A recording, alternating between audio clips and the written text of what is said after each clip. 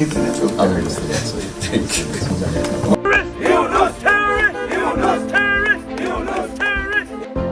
Prime মিনিস্টারের সঙ্গে দেখা করার জন্য সে বলে তোমার লোক আমি দেখা করবো না, এর চেয়ে বড় অপমান আছে? আপনি অন্তর্বর্তীকালীন সরকারের প্রধান উপদেষ্টা ও নোবেল বিজয়ী ডক্টর মোহাম্মদ ইউনূস এবং বিএনপির ভারপ্রাপ্ত চেয়ারম্যান তারেক রহমানের মধ্যে এই বৈঠক ঘিরে দেশ বিদেশের রাজনৈতিক অঙ্গনে শুরু হয়েছে জোর গুঞ্জন। বিশ্বস্ত সূত্র এবং আন্তর্জাতিক সংবাদ মাধ্যমগুলোর তথ্য অনুযায়ী বৈঠকে দেশের ভবিষ্যৎ রাজনীতি, নির্বাচন এবং আইন শৃঙ্খলা পরিস্থিতি নিয়ে গভীর আলোচনা হয়। তবে আলোচনার কেন্দ্রে উঠে আসে এক চাঞ্চল্যকর প্রস্তাব, আওয়ামী লীগকে রাজনৈতিকভাবে নিষিদ্ধ করার উদ্যোগ। প্রথমেই বলেছিলেন যে আমার মেইন চ্যালেঞ্জেস হচ্ছে বাংলাদেশের সবাইকে ঐক্যবদ্ধ করা।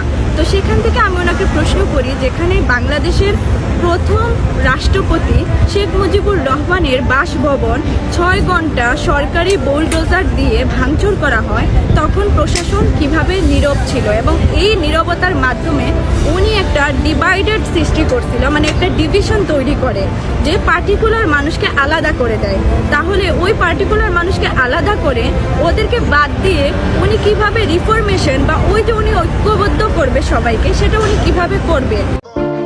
বৈঠকে ডক্টর ইউনূস যখন আওয়ামী লীগের অতীত কর্মকাণ্ড, সহিংসতার ইতিহাস এবং রাজনৈতিক স্থিতিশীলতার দৃষ্টিকোণ থেকে দলটিকে নিষিদ্ধের প্রস্তাবনা নিয়ে কথা বলেন, তখন তারেক রহমান কঠোর ভাষায় সাফ জানিয়ে দেন আওয়ামী লীগকে কখনোই নিষিদ্ধ করা যাবে না। তারেক রহমান স্পষ্টভাবে বলেন, আওয়ামী লীগ বাংলাদেশের সবচেয়ে বড় রাজনৈতিক দল। এ দলকে নিষিদ্ধ করার অর্থ দেশের গণতন্ত্র, সংবিধান এবং জনগণের ভোটাধিকারকে প্রশ্নবিদ্ধ করা। ইউনূসকে বুঝিয়ে দেব যে শুধু বাংলাদেশে নয়, পৃথিবীর কোনো দেশে, বিশ্বের কোনো দেশে তুমি যেতে পারবা না। ইউনূসের ফাঁসি বাংলার মাটিতে হবে সাধারণ আইনেই। সে একজন জবরদখলকারী, সংবিধান লঙ্ঘন করে ক্ষমতা দখল করেছে। জয় বাংলা, জয় বাংলা, জয় বাংলা, জয় বঙ্গবন্ধু বাংলা, জয় শেখ হাসিনা।